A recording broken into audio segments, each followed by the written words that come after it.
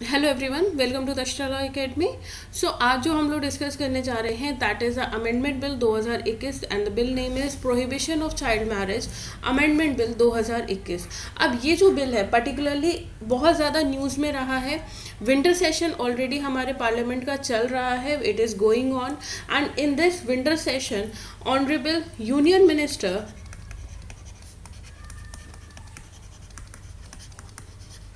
श्रीमती स्मृति ईरानी,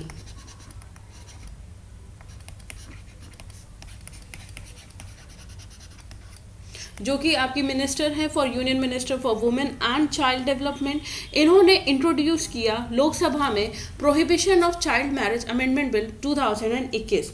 अब अगर हम बात करते हैं कि ये जो पर्टिकुलर बिल है वो किस चीज़ के बारे में बात कर रहा है या what this bill is seeking, तो यहाँ पे अगर बात करते हैं तो इस बिल में जो फीमेल की एज है, नॉर्मली अगर हम बात करें अभी तक की डेट में, अभी तक जब तक ये अमेंडमेंट बिल एक्ट नहीं बन जाता है तब तक में जो फीमेल की मैरिज की जो एज है दैट इज 18 ईयर्स, 18 साल की एज है। अब यहाँ पे इस अमेंडमेंट बिल में बोला जा रहा है कि इस एज को बढ़ा के 21 साल कर देना चाहिए, 21 ईयर्स कर देना चाहिए across all religion, irrespective you are Hindu, irrespective you are Muslim, उससे कोई फर्क नहीं पड़ता है। लेकिन हर एक फीमेल की जो एज है, मैरिजेबल एज है, दैट शुड बी इंक्रीज्ड, 18 से 21 साल हो जानी चाहिए। ये बिल का आपका एक तरह से सीख कर रहा है ये बिल चाह रहा है ये चीज़। नेक्स्ट अगर हम बात करते हैं अबाउट द ऑब्जेक्ट, भाई ठीक है 18 से 21 कर रहे हैं लेकिन क्यों, why we should do this. तो यहाँ पे अगर हम ऑब्जेक्ट की बात करते हैं तो देखिए हर जगह पे वी आर सीकिंग यूनिफॉर्मिटी।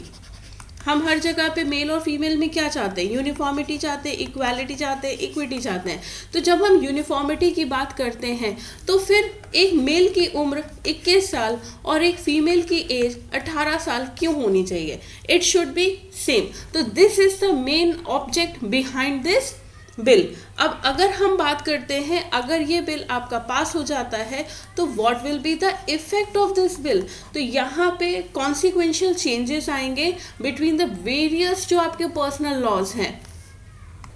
अगर हम बात करें फॉर एन एग्जाम्पल तो कौन कौन से बिल्स में आपका कौन कौन से एक्ट्स में आपके चेंजेस आ सकते हैं या आने चाहिए अगर ये अमेंडमेंट बिल एक्ट बन जाता है। तो सबसे पहले है इंडियन क्रिश्चियन मैरिज, जितने भी आपके पर्सनल लॉज हैं, क्योंकि it is irrespective of any religion, तो हर एक में आपका आएगा। नेक्स्ट अगर if we talk about Parsi marriage and divorce act which is 1936। Then आता है आपका मुस्लिम लॉ, जो मुस्लिम पर्सनल लॉ है विच इज़ शरीयत application act 1937। Special marriage act में भी आपके चेंजेस आ जाएंगे, 1954 का ये एक्ट है। नेक्स्ट आता है Hindu marriage act which is 1955 and foreign marriage act 1969। तो यहाँ पे इतने जो आपके एक्ट्स हैं इन सब में चेंजेस आएंगे क्योंकि हर एक में जो एज दी गई है फीमेल की मैरिजेबल एज इट इज़ 18, और जैसे ही ये बिल आपका एक्ट बनेगा इट विल बिकम 21। अगर हम बात करते हैं व्हाट्स द रीज़न बिहाइंड कि कैसे, ऐसा तो है नहीं कि एक दिन में ही स्मृति ईरानी जी ने सोचा कि नहीं 18 से 21 करनी है, इट्स नॉट लाइक दैट। 2020 में एक स्पेशल टास्क फोर्स बनाई गई थी, एक कह सकते हैं कि एक कमेटी बनाई गई थी जिसमें 4 लोग थे, ठीक है। अब उस कमेटी को डिस्कस करना इज़ वेरी इंपॉर्टेंट। उसमें 4 मेंबर्स वर देयर, एक टास्क फोर्स बनाई गई थी क्योंकि जो हमारे ऑनरेबल प्राइम मिनिस्टर हैं नरेंद्र मोदी जी, वो काफ़ी ज़्यादा एक साल से सोच रहे थे कि what should be the age, minimum age of marriage of women. तो यहाँ पे एक टास्क फोर्स बनाई गई थी जिसमें 4 लोग थे एंड इसको लीड किया था that was former Samata Party की जो चीफ थी, जो आपकी समता पार्टी थी उसकी जो चीफ थी which was chief Jaya Jaitley, इन्होंने ये टास्क फोर्स को लीड किया था। और इस टास्क फोर्स में मेन इनको जो रीज़न इन्होंने दिए, इन्होंने रिकमेंड किया कि भाई ठीक है एज बढ़ानी चाहिए, it should be increased by 18 to 21। अब उसमें जया जी ने क्या क्या रीज़न दिए, इन्होंने 2 सॉलिड रीज़न दिए थे।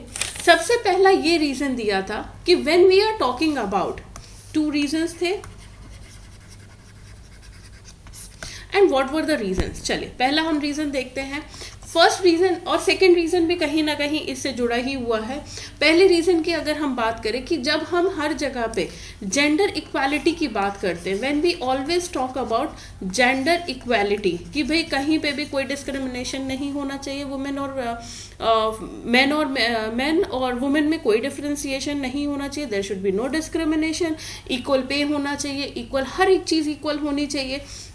जब हम जेंडर इक्विटी की बात करते हैं, जब हम जेंडर एम्पावरमेंट की बात करते हैं, तो फिर व्हाई नॉट 21 क्यों नहीं होनी चाहिए एज ऑफ अ मैरिज। इसी के साथ साथ अगर हम एजुकेशन की बात करें, 18 साल एक नॉर्मल, अगर हम एक जनरल बात करें तो 18 इज़ द एज ऑफ जहाँ पे आप चीज़ें सीखना शुरू करते हो, आपका 12th कंप्लीट हो जाता है, आप कहीं ना कहीं ग्रेजुएशन करते हो या प्रोफेशनल डिग्री करते हो। तो 18 एक ऐसी एज होती है जिसके बाद आपके जो करियर में, जो आपका करियर है उसमें काफ़ी ज़्यादा बूम आता है, आपके पास नई नई अपॉर्चुनिटीज़ आती हैं। और उसी टाइम पे अगर आपकी शादी कर दी जाती है, उसी टाइम पे अगर आपकी मैरिज कर दी जाती है, तो there is a full stop, और we will say a comma, full stop भी लग सकता है। और अगर आपकी फैमिली आपको सपोर्ट कर रही है तो there will be a comma. Comma क्यों बोल रहे हैं? क्योंकि आपको बाहर भी अगर आपको अपॉर्चुनिटी अवेल करनी है, स्टिल आपको घर के भी सारे काम देखने होते हैं। तो there is a comma, full stop, यानी आप बाहर जाके कोई भी अपॉर्चुनिटी अपनी अवेल नहीं कर सकते हो। तो 18 की एज ऐसी एज होती है जहाँ पे the life is giving you opportunities कि आप आगे चल के काफ़ी काम कर सकते हो, जहाँ पे जेंडर इक्विटी की भी बात की जा रही है और जेंडर एम्पावरमेंट को कैसे इफेक्ट करेगा। भाई 18 साल की उम्र में अगर आपने बच्चे की शादी कर दी तो फिर उसके पास क्या अपॉर्चुनिटी रह गई? There is no opportunity. फिर होगा कि नहीं ma'am they can do the job also, but कैसे? जो प्रेशर एक 21 साल के बच्चे के ऊपर नहीं, 21 साल के मैन के ऊपर नहीं आ रहा है, लेकिन 18 साल की जो फीमेल है जिसकी शादी हो गई उसके ऊपर तो प्रेशर है कि भाई उसे घर भी देखना है, उसे घर में इन लॉज को भी देखना है, सारी चीज़ें मैनेज भी करनी है।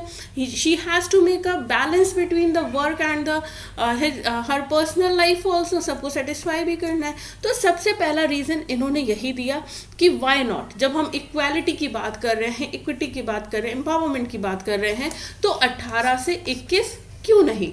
सेकंड जो इन्होंने रीजन दिया कि ओपिनियन लिए गए, सेकंड इन्होंने बताया कि there were opinions from lot of people. एक सर्वे कराया गया था, बहुत सारे लोगों का सर्वे हुआ था कि आपको क्या लगता है what should be the age of marriage. तो यहाँ पे जो असेसमेंट कॉल्स कराई गई थी, there were calls, there were survey. तो यहाँ पे यंग यूथ लोगों को पूछा गया था कि जितने भी यूनिवर्सिटीज़ हैं, कॉलेजेस हैं, in fact the rural area also, तो वहाँ पे भी पूछा गया था कि आपको क्या लगता है what should be the age of a female to get married. तो वहाँ पे जो एवरेज एज आया था दैट वाज बिटवीन 22 to 23, क्योंकि आज का जो यूथ है वो काफ़ी डिफरेंट है। अब दे आर नोइंग कि उनके पास हाँ ऑप्शन है, they can go with the opportunities. Okay, तो ये एक मेजर डिफरेंस आया। इसके बाद जया जेटली जी थी, वी कैन से जे, उन्होंने टास्क फोर्स की जो रिपोर्ट थी, रिकमेंडेशंस थी, वो रिकमेंडेशंस उन्होंने सबमिट की टू पीएमओ को सबमिट करी। उसके साथ साथ उन्होंने सबमिट करी women and child development ministry and NITI Aayog.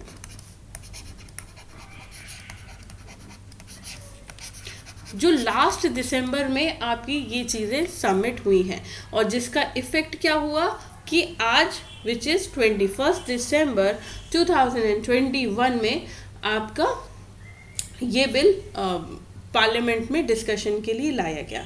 अब ऐसा नहीं है कि ऑनरेबल यूनियन मिनिस्टर जो हमारी स्मृति ईरानी है उनके अपोजिशन में लोग नहीं आए, या इफ वी से कि इस बिल के अपोजिशन में लोग नहीं आए, तो there were opposition, there were criticism. तो सबसे पहला जो क्वेश्चन आया था वो ये आया था कि जो अपोजिशन मेंबर्स थे उन्होंने सबसे पहले ये बोला कि भाई शॉर्ट नोटिस है, आपने बहुत ही वी कैन से कि बहुत शॉर्ट नोटिस में, पहला इन्होंने क्या बोला कि क्रिटिसिज्म या इफ वी से द ऑपोजिशन के जो ऑब्जेक्शन थे, तो ऑब्जेक्शन में पहला ऑब्जेक्शन था शॉर्ट नोटिस कि आपने नहीं बताया। उसके साथ साथ जो कांग्रेस एमपी अधीर रंजन चौधरी थे उन्होंने बोला कि जो मैटर है was included only in supplementary list and that the government has hastily introduce the bill without proper consultation, यानी कि सेकेंड इन्होंने बोला कि कंसल्टेशन नहीं किया, क्योंकि जब भी बिल प्रेजेंट होता है देयर इज अ सेशन कि जिसमें आपसे ऑब्जेक्शंस पूछे जाते हैं। उसके साथ साथ जो टीएमसी के एमपीज थे, आरएसपी के एमपीज थे, उन्होंने भी सेम ऑब्जेक्शंस रेज किए। एंड इसके साथ में थर्ड जो ऑब्जेक्शन आया था that was from Indian Union Muslim League, जिन्होंने बोला कि ये पर्टिकुलर बिल अनवांटेड है, अनकॉन्स्टिट्यूशनल है and a violation of article 25 because this bill is directly attacking the personal laws. उसके साथ साथ AIMIM के जो एमपी हैं उन्होंने बोला कि ये बिल वायलेशन है आर्टिकल 19 के एंड कोई ज़रूरत नहीं है, it is unwanted, it is not needed, क्योंकि अगर कोई पर्सन 18 की एज पे वोट कर सकता है तो क्या वो कंसेंट नहीं दे सकता है सेक्स के लिए? तो 18 का एज इन्होंने बोला कि नहीं, इट इज़ करेक्ट, 21 नहीं करना चाहिए। इसी तरह से कुछ और आपके नोटिस ऑब्जेक्शंस आए। जो मेन ऑब्जेक्शंस का अगर हम कंक्लूड करें तो that was short notice, lack of consultation. तो लेट्स सी इन फ्यूचर कि क्या रहता है इस बिल में। ये बिल आपका एक्ट बनता है, अमेंडमेंट होते हैं आपके लोकल लॉज में या नहीं, पर्सनल लॉज में होते हैं या नहीं होते हैं, तो ये टाइम ही बताएगा। बट फॉर नाउ जो फीमेल की एज है करेंटली अगर हम बात करें दैट इज 18 ईयर्स एंड जो मेल की एज है that is 21 years. Thank you so much. अगर वीडियो अच्छा लगा तो लाइक करिए, सब्सक्राइब करिए एंड शेयर करिए।